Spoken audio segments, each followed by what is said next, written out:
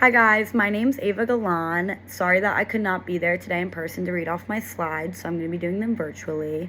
But I'm going to be talking about challenges for trust in collaborative inventory management. So the first thing that companies really fear when giving up information, which could be cost data or sales, is that their partnerships that they're sharing this to could use forecasting to negatively impact your business and your company and your entire market as a whole and where you stand in the market. The first example I would like to use is if you have a partnership with someone and you're sharing your costs and your inventory levels.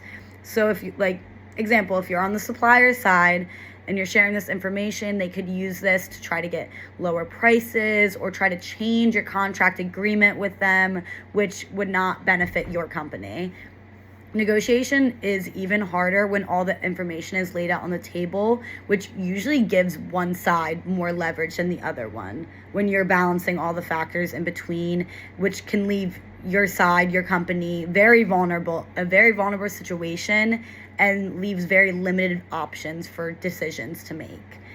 If they're connecting with other business too, they could leak your information to your rivals, which would lose your competitive advantage completely. Data can also be exploited, so you want to do what is in the best interest for your company while also still keeping your collaboration with other businesses, which is honestly the most difficult part on where you draw that line on what you're sharing. Another factor is that bad experiences with trust can make it harder for future collaborations.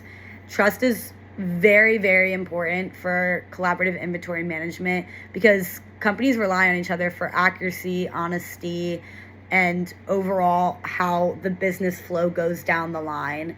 If that could be your manufacturer, who you're delivering products to, if you're the manufacturer, it affects all of it. So trust is very important, but you need to know what you're sharing and how you're doing it.